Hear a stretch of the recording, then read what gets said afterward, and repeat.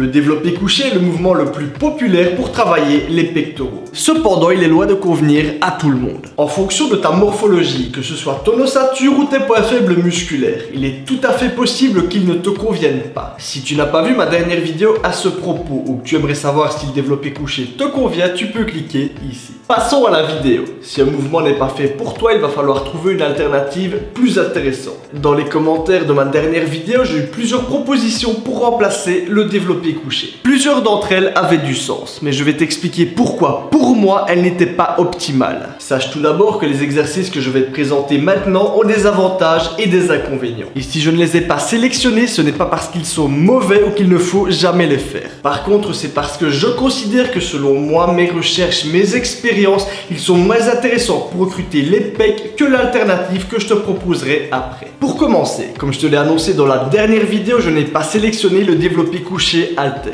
Bien que plus adapté que le développé couché barre, il peut être tout aussi traumatisant pour les épaules et l'angle de poussée n'est pas optimal. Je reviendrai sur ce point plus tard. Ce qui fait que de nombreuses personnes ont de meilleurs résultats avec, c'est que premièrement, on a tendance à limiter l'amplitude inconsciemment. On descend moins bas car on n'a pas l'objectif de toucher les pecs avec la barre, du coup on étire moins les épaules et on se les blesse moins. Et deuxièmement, le rapprochement des haltères en fin de mouvement va permettre d'améliorer légèrement la contraction des pecs. Le développé couché haltère pour certaines morphologies est donc une meilleure alternative que la barre, cependant il va présenter des problèmes similaires. Passons maintenant au cas des dips. Il s'agit d'un exercice très intéressant pour les pecs, surtout si on se penche suffisamment en avant. Il a des points communs avec l'exercice que j'ai sélectionné, cependant on est face à un gros problème. Peu importe qu'on limite l'amplitude ou non, les dips vont fortement étirer les épaules. Et avec l'augmentation de la charge, le recrutement des épaules va également augmenter. Ce qui n'est donc pas idéal dans notre objectif de prise de pec. On m'a également proposé les pompes, qui auraient pu être un exercice très adapté. Cependant, c'est très compliqué de se lester dessus. On va donc être obligé de les écarter. On a également le floor press, il s'agit d'un développé couché qui s'effectue au sol, on va donc pouvoir limiter l'amplitude de façon mesurable. Cependant, comme pour le développé couché haltère, l'angle de poussée n'est pas optimal. À cet argument, on peut aussi associer le développé couché partiel.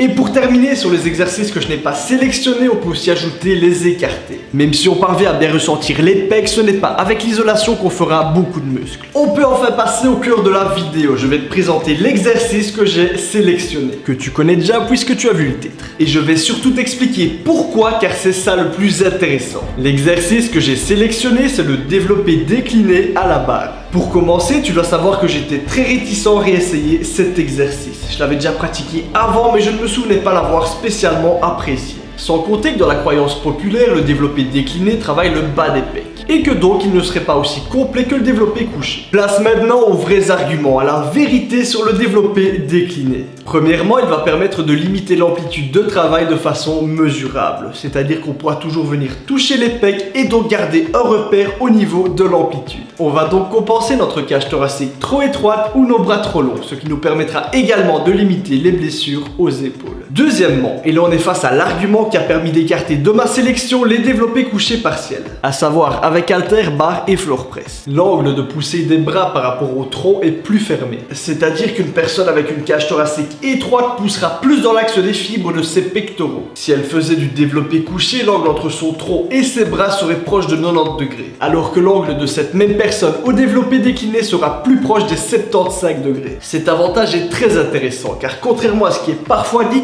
le développé décliné va travailler l'ensemble du grand pectoral. Pour t'en convaincre, on va faire un petit test. Tu vas fixer ton épaule comme pour un développé couché et ensuite tu vas tendre ton bras. Tu verras que lorsque ton bras est à 75 degrés comme pour un développé décliné, le haut de pec est bien contracté, le milieu aussi et également le bas. Si par contre tu places ton bras à 90 degrés comme pour un développé couché, le bas des pecs est moins contracté. Avec le développé décliné, tu travailleras donc l'ensemble des pecs tout en mettant l'accent sur le bas des pecs qui est censé être la zone avec le plus gros potentiel de développement. Je termine la présentation de mes arguments avec un petit constat. Si on regarde une personne avec une morphologie idéale pour le développé couché, donc une grosse cage thoracique et des bras courts, on remarque que son angle de travail est fortement comparable à une personne ayant une cage étroite pratiquant du développé décliné. On remet donc tout le monde en partie sur un pied d'égalité. Petite chose que certains remarqueront également, si tu parviens à avoir un très bon pontage sur ton développé couché, tu arriveras peut-être aussi à trouver l'angle de travail optimal.